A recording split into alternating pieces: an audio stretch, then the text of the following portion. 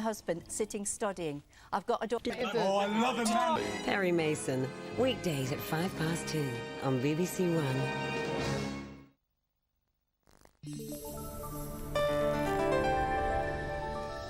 We're tying things up nicely now on BBC One and ready to meet the challenge.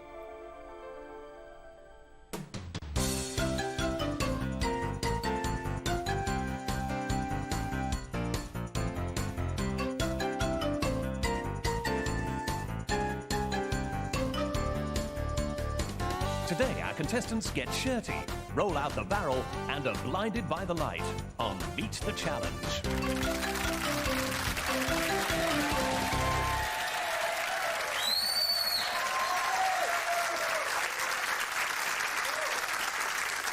Hi and welcome to Meet the Challenge. My name's Debbie Flint and this is the show that shows you how, where we ask our contestants to have a crack at just about anything, as long as you can do it in your own home. And with the help of our experts, they're going to compete over 3 games to win a mystery prize at the end. Now, you'll pick up loads of tips along the way because everything our experts show us you can actually try yourself. And remember, the contestants have absolutely no idea what's in store. So let's meet today's contestants, Sarah Dopran and Mark Rosenfeld.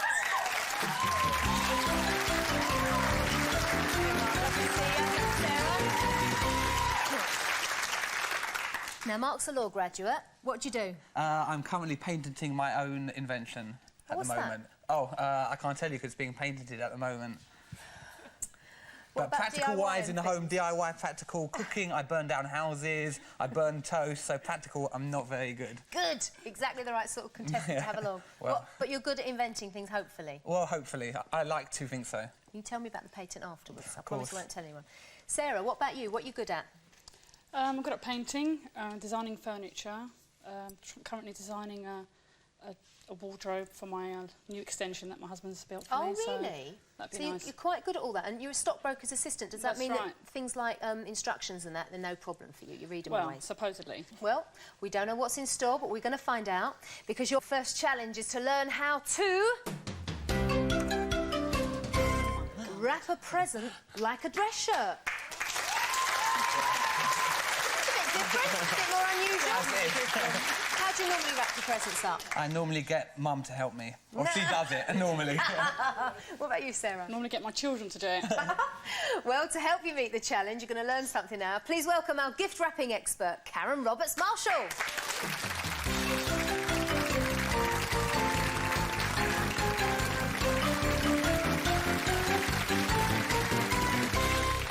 Hey, Karen. Lovely Hi. to see you. Hello. What have you done already? What are these? Different versions? There are other covers for your books, for your picture frames, any present that you're giving that's flat.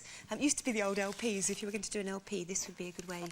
So there's obviously loads of different versions. Yep. Little girls one on the That's end one there. for your granny, one for Mum. They're different ones. That's right. And today we're going to do the dress shirt. The dress shirt. OK, what have we prepared already? We've got the paper. And we've got the present, rhinestones, and I've prepared the tape because I find that if you have got double-sided tape at home, you can never find it. So with the sellotape, any kind of sticky tape, just take some and literally fold it over. Now that's turned over tape, and that means that you can stick things invisibly. Yeah. Without having to put 2 lots That's on. right. OK, and that's it, apart from the fact that you're going to wrap up this.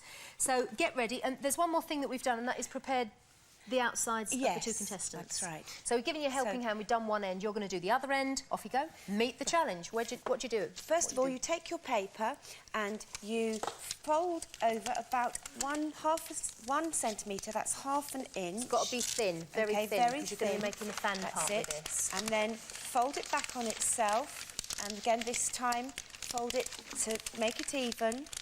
And that's the important part to get right, because that's going to be the front part of your shirt. So the more even you get it, the better. You're trying to match the other end? That's it. So we've got 3 folds there, and now one more goes so that it fits. One more? Onto one more at the end there? So you've got 3. Oh, you're trying to do a concertina. That's it all. And now we take our present. How are we doing? Now you see why I prepared one earlier for you. You take your present and put it about 3 inches away from the edge, and take your first side over. So you do your first side, then you put the present inside. That's right. That's it. What if it's not in a box already, Karen? I think I've got sticky tape on my fingers. What if it's perhaps something soft? If it's in, say, like lingerie or something very, very wobbly, put card either side of it and strengthen it. And then that way... Mark, excuse me a minute. I'm jumping ahead. You're a bit previous here, mate. There we go. She's not wrapped that bit over yet. She's still folding that bit. So I think perhaps, do you want to be working on this perhaps a little bit? More? It's not bad, but it's supposed to look like this side when you fold it over. It's my own personal design. It's your invention.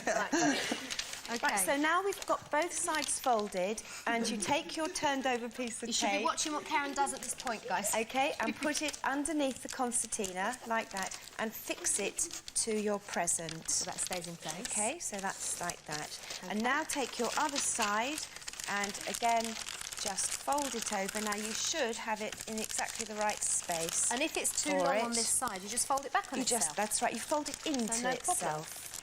Okay, how you doing? Take a bit of the tape again, and this time you put it in the centre like that.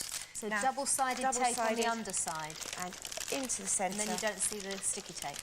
That's right. And then open now, it out. Okay. Turn over your present and try not this to end. grease it all up. That's right. And then this turn end. it over now, Mark. Yeah, hold on. There's no holding on. When you're doing the ends, push your fingers down like that and make a very sharp edge to the paper. That's the secret of getting a good end. And now fold over. So that's the same with any box? With any box, yeah. Fold it over.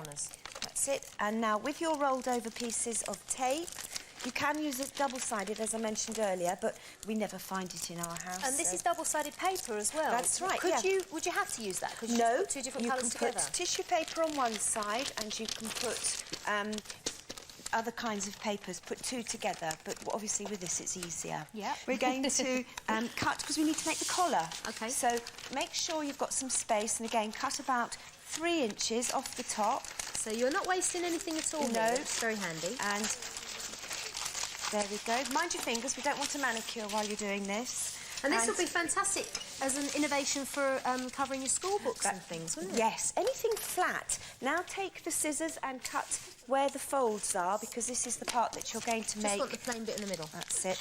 Now, OK, you're following along really well here. Yes, doing she's well, doing very Sarah. well. And me? Fantastic. And remind us what you're making here. Now I'm making the collar, and you fold either side, and because it's double-sided, you've got, like, the collar size, OK? So you've got a different coloured bit appearing in the middle. I got that. You've got that. Fold it stiffly, Go then back, fold it over. Go back to your parcel, and again we want to do the other end. Now, what if it's too long, this bit? This is what always you gets can me at cut Christmas. it off. Too much. Don't be afraid to snip it. Don't be afraid to give it a snip. No, because it's silly to keep folding paper over and over itself. You can either have an end like that, or you can do as we did the other end. And if you want to make it really neat and look professional, you just tuck the actual end piece inside under. again. And now a piece of tape on the top there, and we take our collar. Now, with the collar, you fold it like this. Yes, you're watching? And then you put it onto the top. Now, again, we need our turned over pieces. And this could be anything. Oh, 30 seconds left, guys. Let's move on. Right, this is where you put one colour on piece quickly as you can. under here. With a couple more bits. Yeah, we've got to get those buttons on. That's right. And now put it into the centre there like that. Snip. We need one more piece, Debbie, turned over. Scissors, guys. Just trim it off the collar. end. That's it. And buttons. And buttons. Which could be anything. You get these anywhere, or even old ones. And this time, just with the buttons. Or you could even use buttons, and that's it. Time's up. Tools down, and that's how you make a present in the form of a dress shirt. That's not bad, is it?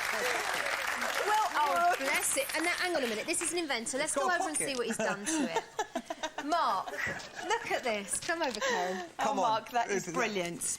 Move over, guys. Fabulous. Look at this. Look at this. Well, that's his sleeve. You're right. My pocket. Sorry, little pocket. What do you think, then? Marks out of 5 Ralph for will this. then eat your heart out. Oh, well, apart from the fact that it's back to front... you can't have anything. the end is going to come apart. Oh, I think that's actually very well done.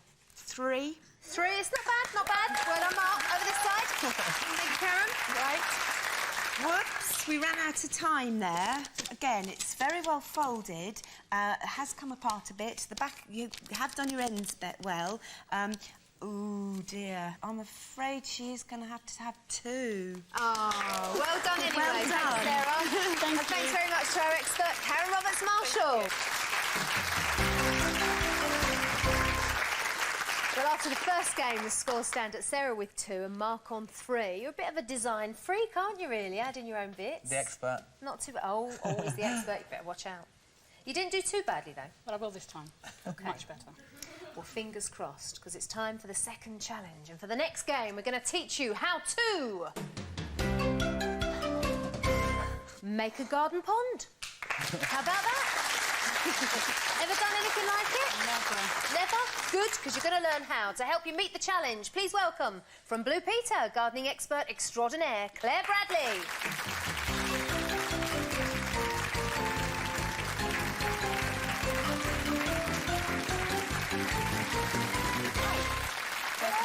Nice to have you here.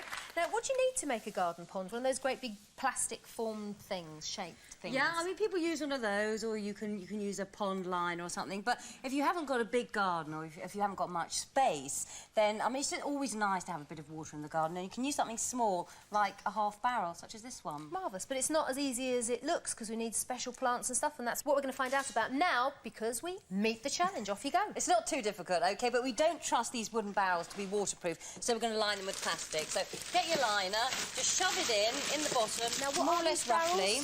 They're old sherry barrels. But You just so happen to have lying around yeah. after Christmas. It's a long time since they held sherry, I think, so that's why I don't trust them to hold water. So you put your pour first bit of how many water in, buckets worth? then as you put the water in, it actually takes up the shape of the plastic, OK? Right. I want you to fold the plastic quite neatly. As you don't do need it. to be too fussy And as what you go along. plastic is it, bin liner?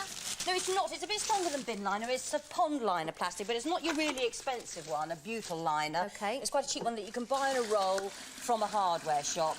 Put your second one in, like that, Yep. and a third one. And preferably make sure there's no nails or anything on the inside of the barrel in case it pierces the plastic. Well, absolutely. You'd soon find that out, wouldn't you? OK. You'd have a mess on your patio. And then in the bottom, to look good, a bit of gravel. And where would you get this from?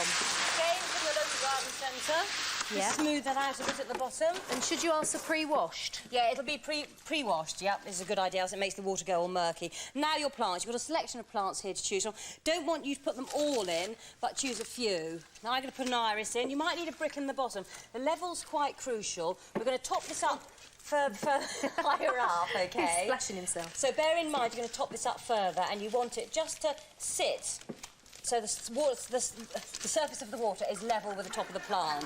OK, how you doing? I've got one in there. I'm going to go for a marsh marigold look at in this. here. Go for it, Trust boy. us to have an inventor on the show. I don't know. And I'm going to put a water lily in the bottom. Now, you must have a dwarf water lily. OK, a large one is no good, it'll swamp the pot. But a dwarf water lily only grows about a foot across, so that'll be fine. And what's the difference between this? The dwarf lily can go under, but these ones have to be just underneath the surface. This is the water lily here, and this is the dwarf one. These are called marginal plants, and they grow around the edge. So when you go to the garden centre, ask for your marginals. Your marginals, that's right, your marginals. And they need to go on bricks around the edge. Now, 3 is probably really too many for this, but I'm going to put 3 in to start with. You can always move them later on in the season. Probably 2 is adequate. That's a water mint there, and that's fabby. Top it up with water. Can you put too many plants in there? You can, it'll soon swamp them. OK. You can, I'm not looking yet, but you can put too many in. Exactly. Fill it up with water to the top. Can you ever drown the water lily? Then you can drown a water if you plant it too deep. It's funny that. People don't always realise that. Trim up your liner a little bit with scissors. Don't be too vigorous on this. We've got to tuck it in and then staple it. Yeah, don't trim it too tight. And you will need a staple gun, and these tend to be, what, about £15, but they're worth having around the home because of all these sorts of tasks. Oh, so useful. If you haven't got one, though, what could you use, Claire? You could just tuck it in, or you could use nails along the top, yeah. Don't You might have an accident here. I'm not looking. It is an ex-water lily. Fold it in and it'll float for a while and then it'll die. Use the staple gun to staple it. OK, so now we're looking at the neat edges, tucking them in around the is side. very important. Who wants to see black, ugly plastic and little ornamental And mind your ponds? fingers at this point, obviously.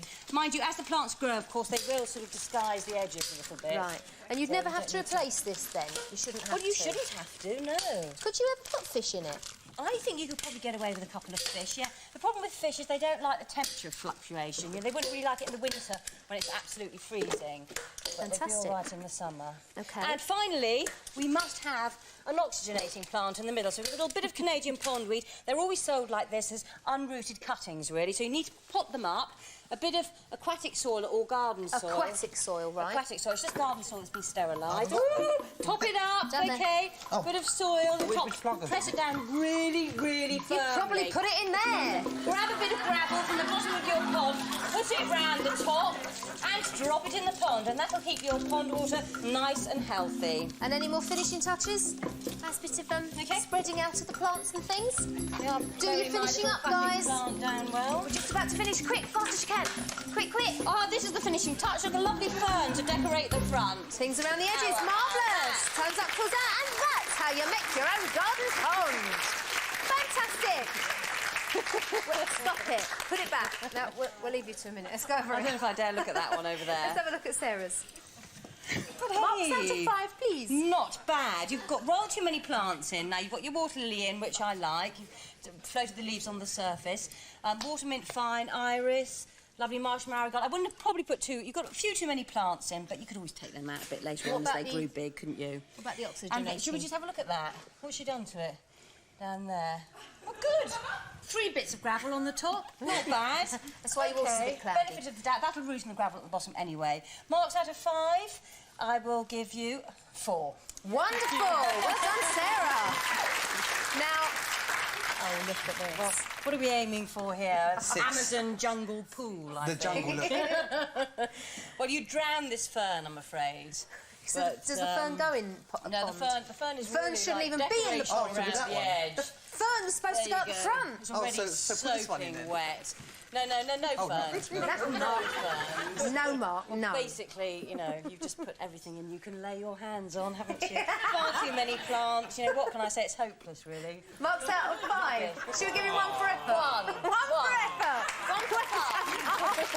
And well done, thanks very much to our expert, Claire Bradley. Lovely to have you here. So after the second game, Mark's got 4, but in the lead with 6 is Sarah. Now listen, it's crunch time now, the last game. Your final challenge is to learn how to... decorate a table lamp. How about that? Have you ever done anything like it in the past? Never. Never, ever? Never. Well, to help you meet the challenge, please welcome from Change That, interior designer Anna Ryder-Richardson.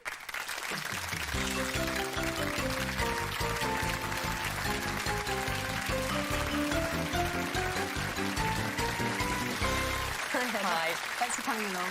Now, obviously, doing home interiors, it's all in fashion at the moment, very in vogue, so it's a good time to learn how to do something like this. What are we actually going to do? Well, what we're going to do is this was just a very cheap lampshade, a couple of quid, and it was a very plain colour, and I've actually painted them first. So I've used a fabric paint, painted them, because obviously an emulsion with the heat might crack. So now we've got a nice array of colours here. Okay. So yours are already pre-painted, and we've also done this bit. Yes, I've just wound the string around there, because basically we're going to use just ordinary string, household string, the hairy variety, which is about £1 a ball, and we're going to decorate our lampshade. OK, well, let's meet the challenge. Off you go. Right, so the first thing we're going to do is this coil, a nice simple coil. So I've done a couple for you, just so you can see what we're doing. And we're going to use wood glue. So the first thing is cut off a length of string, about 12 inches. Even though it's fabric, you'd still use wood glue? Well, you could use any glue, but consistency. this is a really good glue, actually, even though it just says wood glue. You don't have to just use it. So find an area that you want to work on and blob the glue on. That, actually, it's well worth pointing out, because a lot of people keep wood glue thinking it's just for wood, so you should try doing other things with it around the home as well. Absolutely. Now, this is all going to be a bit messy, but I'm sure you can manage, Mark. And what are we doing? Just winding it round in a coil. Hoping that the glue doesn't drip all the way down the way to around. the bottom And this does look... of the lampshade. Oh, That no! some of the paint comes off with it. Right, if you think you haven't got enough glue, just blob a bit more on. And that is not going to stick instantly. So, just to help it along while we do the next thing, you've got a little bit of masking tape at the side. Already prepared at the side there? Just, you see, I'm so kind to you. Just stick that on and it'll hold it in place. So then we can move on to something a little bit more tricky. A bit more daring. The daisy. Very fashionable at the moment. Very fashionable. I like a daisy. Yes. So I've helped you yet again by making the centre, OK? And this time we're going to use a glue gun, which is all hot and ready to So go. you get your little round curly bit in the middle. So get your little bit in the middle, blob a bit of glue on it. That's it. And pick where you're going to start your daisy. And the moment that that's on there, it'll start to go rock hard. And when it's cold, it's on there forever. So they're very, very adhesive. So we're just going to choose your sort of petal size and then chop off lots of pieces of string to that size. And do it as fast as you can, because you are beginning to run out of time. Right, come on then. So you need about 8 of them. And once you've done that, you're going to draw with your glue gun the petal. OK, so you just go like this. You be very, very careful. Try not to get it on your fingers because it is very, very hot. And then just stick that in the petal shape. Just hold it there for about a second. Move on to the next one. Where would you take your inspiration from if you didn't want to do daisies? From other fabric in the room, you know, or you might want to do a bit of calligraphy because you could do some fabulous writing with that. Or you could do decoupage as well, which is the cutting out little pictures of things and sticking them on, I suppose. That's right. Just to decorate your lampshade. And how are we doing with the string flowers? Are we nearly finished? Finished. Oh, he's done these over there. He's happy. It's more like an atom, that does. Oh, 30 seconds left. We're running out of time. Finish it up as fast as you can. Right, just hold that for a second and pop it on top of your base. And rip the masking tape off. It should have set by now. Try to tidy up all the gluey bits. Here we are. Yes, get all the glue off. Fast as you can. Put it down the front. The nice bit to the front. Marvellous! And that is how you decorate a lampshade. Well, this from an interior designer is how you should expect it to be. Very, very arty. However, this is how you'd expect it to be from a mad inventor man. What do you think? Marks out of 5. It's a heart. Oh, and this is very attractive, this one here. It's my own. And I actually quite like that one. It's not bad. But I'm sorry, it has to be a 1. Oh! Well done, Mark, anyway. Over the other side. Right. What about Sarah's? Look, No, we had a bit of a problem making the glue, actually, keep everything on. But what do you think? But it's not bad. But that's actually about to fall off, so I think that might be... 0. A 2. A 2! Well done! And thank you very much to our expert, Anna Wright Richardson. So the final scores are, Mark's got 5, but today's winner with 8 is Sarah. Yes. Congratulations. Oh, never mind, Mark. You did try. You tried your hardest, didn't you? Yeah. He's all into it. Now, you are the loser, but you don't go away empty-handed. You're going to get our Meet the Challenge clock. How about that? Thank you very much. Now, for someone who's an expert at everything, Mark, this is going to be a difficult question, but did you actually pick up any tips today? I certainly did. What? I certainly did, and if I ever have to do anything practical in a house, I'd phone Anna. Yeah. What about you, Sarah? Did you learn anything you do again at home? I'm very interested in the pond, so I'm definitely going to have a go at that at home. Fantastic. Yeah. Well, listen, you also get the Meet the Challenge clock because you're our Lovely. winner. Thank you. And a mystery prize connected to one of the games. Just a little extra for you here. And the mystery prize is... a new table lamp. No designer. Well done. Congratulations. Well, that's it from Meet the Challenge for today. Thanks ever so much to our experts, Karen Roberts-Marshall, Claire Bradley and Anna Ryder-Richardson. Join us again with more games and tips on things you can do in and around the home. Same time, same channel, different challenges. Bye for now. Further information can be found on CFAX page 615.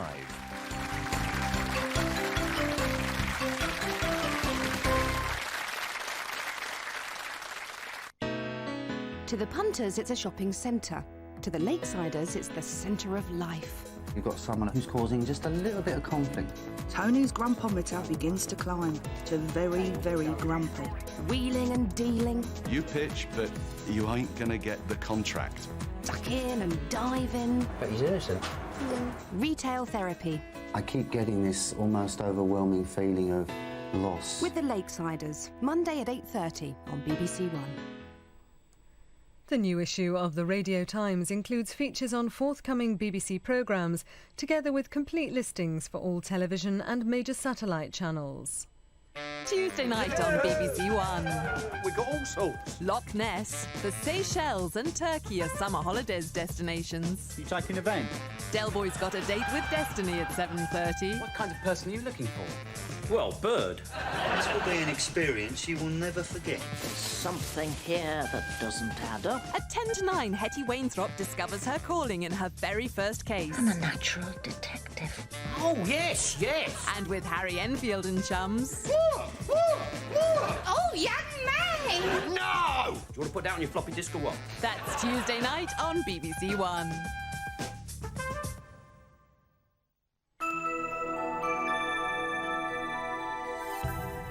Now on BBC One, the challenge is retro style.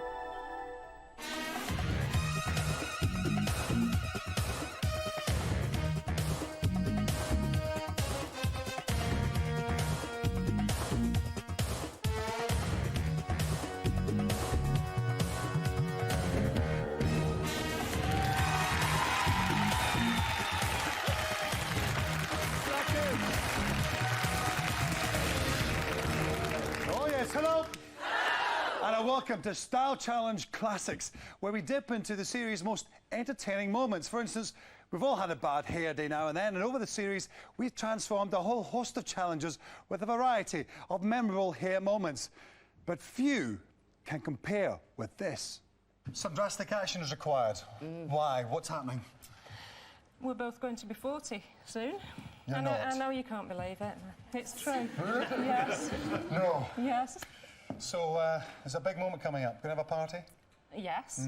Certainly am. OK, so you come on the show for what? Because I'm desperate. OK, a total makeover. Anything in mind? Makeup tips. I need plenty of those, and hair and clothes. Everything, really. Annette? Same kind of thing, really? Yeah, life begins at 40. Let's, first of all, see how much hair we've got to work with. Annette, you've been growing your hair for a couple of years, is it? Yes. 23? Yes. That's right, yeah. So we've got a bit to work with here. Now, a trim maybe is sort of so much off, but do you think maybe we should go for a bit more than that? Higher? Maybe it's sort of a foot off. Higher? Maybe sort of 5 years worth? More than 5? My God. Are you feeling okay then? We could even go maybe to there. Higher. You lot are wicked. Well, how about, shall we? Can you feel my hand? Does that feel okay? Well, I need my devastatingly handsome assistant to bring on a pair of decent implements so I can actually do this haircut. John, would you mind assisting, please?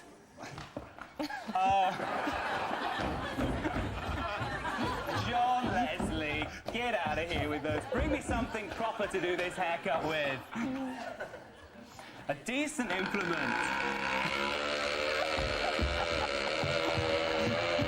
You've lost the job. Out. Let's have something properly that's going to be serious to do this haircut with, because we've got Annette sitting here, standing here, feeling a little bit